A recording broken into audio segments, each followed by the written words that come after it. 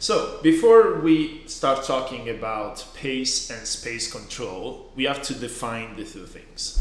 So first thing is pace. What is pace? Well, pace is the speed at which the match is being played and is usually highly dictated by interactions, right?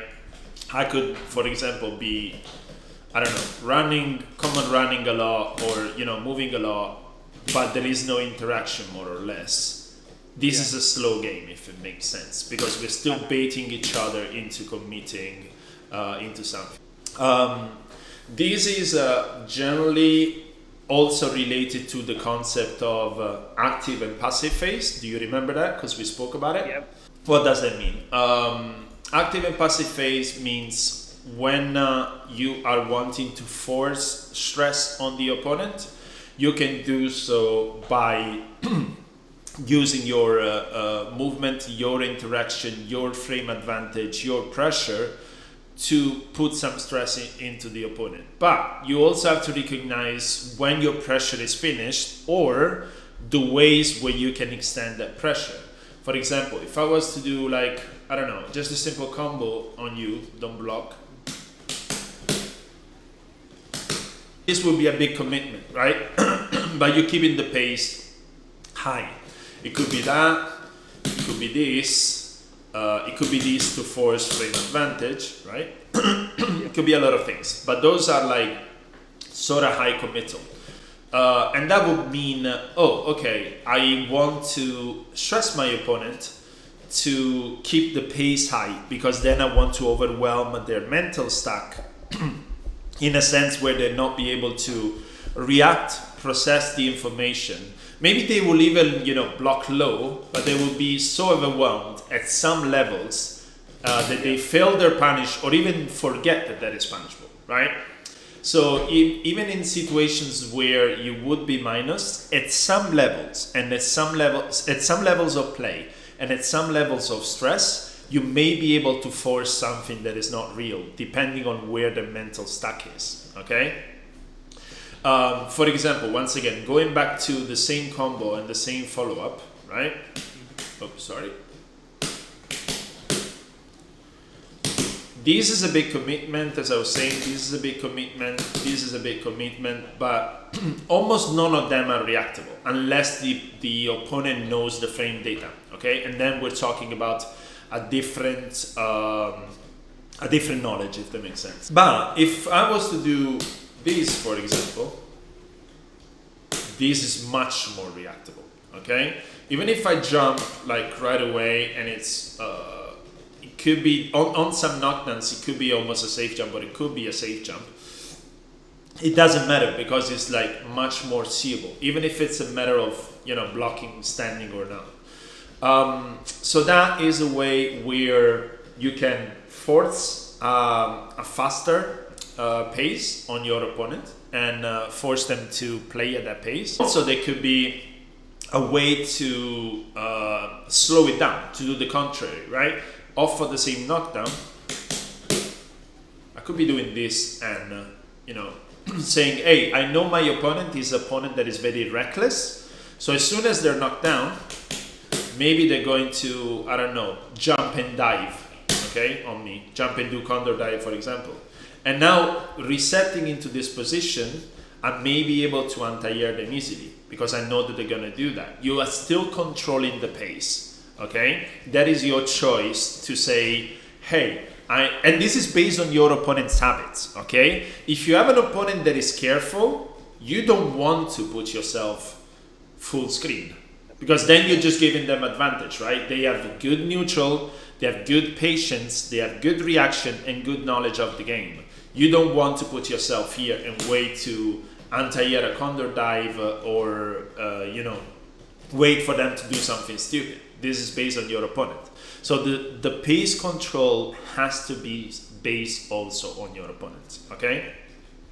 So just to show a little bit to what I mean. Off the knockdown, okay, decide what to do. I don't know what you're gonna do, okay? Okay. But I'm going to make a decision myself based on previous knowledge, okay?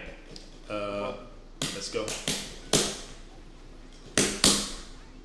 Okay, so you block. This is like sort of what I fucked up because I should have done this. But this is what sort of what I was banking on, because by now I know you as a player, right? I coach you for a while, coach you in other games. I taught you the importance of that. I also know that you're not reckless anymore. That's why I didn't stay here and be like, okay, yeah, they're just gonna do something stupid. No, that's like, year one Arix, if that makes sense. And this is not to no offense, because we all start from somewhere. But that was another player. And this is the situation, this is like the choice that I would make with you 8 to 9 times out of 10, because now I know you as a player. Okay?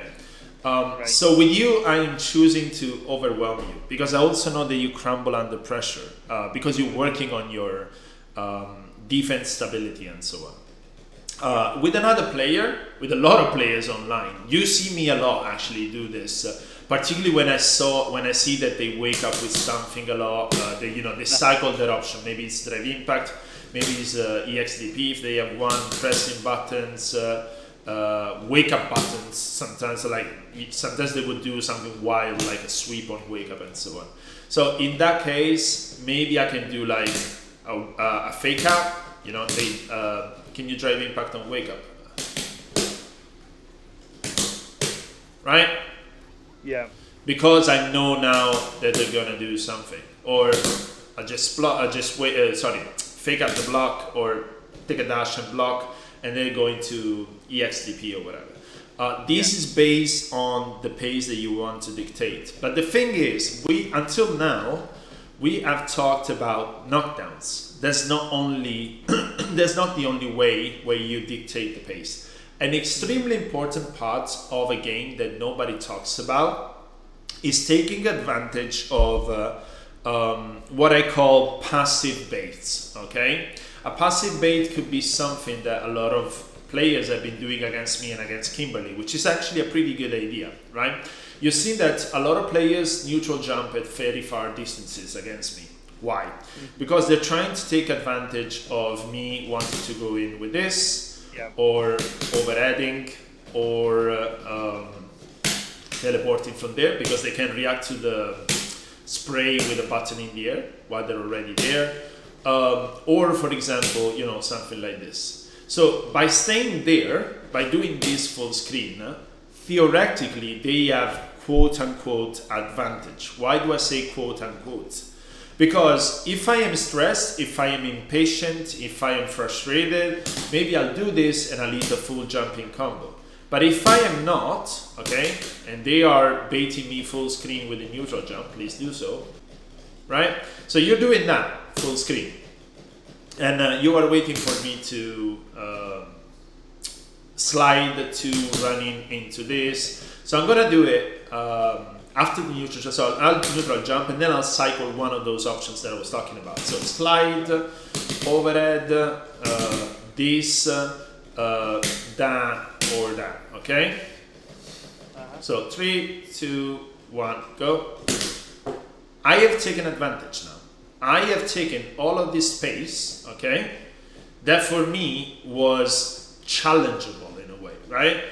Because we are talking extremes. But if I do this and you are about to EX counter spire, like before me as a read, so I'm gonna do it when I come down from jump, okay? So, yeah, even if it's blocked, right? If you have the stocks, I think is what? +1. So for example, even there, suddenly I have lost advantage, right? But if you are up there in the neutral jump, press a button coming down phase, this is free for me, right? And this is massive value. Like, people don't understand that this is valuable, because we have entered from a few years some sort of phase where people just want to solve actively everything. If they don't get a punish on anything that happens, people feel like they fail. That's not fighting games. Fighting games are also strategy and careful approach. Because now you are saying, hey, you are being passive because you want to bait my option. I'm going to be active. And now when you come down from the neutral jump, so do that. Now we are at the range where if you were to Condor Spire when you come down. Yep. Oops, sorry, I fucked up. Again. No worries. Now I can anti-air, because here I might prepare an option based on the knowledge that I have acquired during the set. Okay. Yeah. So it could be that. It could be even something bigger. So let's go. Right? You and surprising you. Or I could be baiting something else, because maybe you will delay the Condor Spire. The first time you might have eaten this, right? Second time you might delay the Condor Spire. So go on. Exactly. So the first time maybe I get hit. And now I'm just waiting for, that's fine. And now I'm just waiting for that. Now I have adjusted because I walked a little bit back. So I'm still controlling the pace of the interaction, okay? And this is applicable, the pace dictating is also applicable to system mechanics, right? Because for example, on the same knockdown I was doing at the beginning, now I am taking the pace at a very, very high speed, right? But yeah, that's sort of the idea, right? And now I'm like, okay, I am forcing them to block low, or I'm forcing them to react, right? Because now it's an overhead, or to choose the high low, or now I've dictated that, so try and block the high or low, okay? Come on, fucked up again. Or, I've established the high-low, now I go for the throw, for example. This is just to say that with system mechanics, you can also force the pace of the game. So if you've seen some players that are already really good at just using the mirror all the time, right? Yeah. And overwhelming you with option. Great tech, because you didn't know it was coming. If I don't come in, right? So once I've done this, I could either try and bait you because maybe you want to punish, or do nothing. So doing nothing means I know that this is going to be a passive phase. What do we do more easily in passive phases than active phases? React to something, whether it's a jump, whether it's an option, whether it's them dashing forward or whatever. We are at a situation where after the interaction, our state of mind is completely clear. Okay, there's nothing in here overwhelming us. Is clear instead of it's like that. But if there is an active phase, now I have to remember, they're close. What is for example, they're close. What is the frame advantage here? What are their options? What is their meter situation? So we start counting things. It's like, okay, what is the life situations? What is the meter situation? What are the win stocks? What is the distance? What is the frame advantage of the last button they used? There's a lot of things to consider in an active phase, which means your reactions will drastically drop down. I'm trying to think of other things that you can also force. Another example, we're not really playing the right characters for that, but it's also zoners, okay? Take, for example, the brand new edition of JP.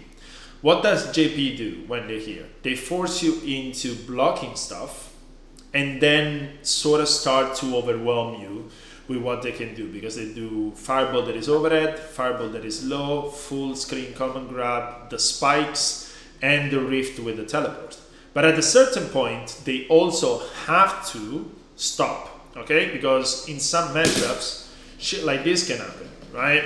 Or shit like this can happen. If they're not ready, if they commit to an option, they lead to punish. But now we're gonna move to space control, which is a little bit different, okay? So, as the same concept, you got to understand that you can only space control by being at critical ranges, okay? If you are outside critical ranges, you cannot space control at all. I can space control with DJ here, Okay, because maybe I can fireball. I don't have a fireball with that, but imagine this is the fireball, right? I can fireball, then follow up if you were to jump neutrally. Exactly. If you are playing Lily, your critical range will most likely be between the Heavy and EX Condo Spire, if you have stocks, okay? If you can make them like plus and critical and not really reactable, if that makes sense. And the ranges where you can either whiff punish stuff or start your game, okay? Yeah. She's fairly stubby, like some other characters in that game, but it's going to be, once again, related to that. If you are there, for example, right, you can probably use your far heavy punch, I think is the button I was trying to whiff punish, or far medium, what is it? That, yeah, that's probably, and that is with sweep, I think is your longest reaching poke. Yeah. Try the sweep. Yeah, sweep reaches a little bit further, right? But that would be your critical range for starting your game. Yep. Then you have some other critical ranges which are related to, once again, your reactions. If I do, for example, that, which you see me use a lot at this range, because that's the range where it doesn't whiff also, it's a bit hard to react if you're not expecting it, right? But if I am, this is probably the max range for it, right? If I am there, jab it out on reaction. So as soon as she moves, yeah, exactly. I don't know if it's gonna work, but we'll try it, okay? There we go. 2 frames more makes all the difference, right? You didn't even know what it was coming, but it's 2 frames faster. So that may be one option. I'm not saying it's the right answer, okay? But there you can do it. If I was to do it here, no way it's happening. On reaction, of course. On a read, yes.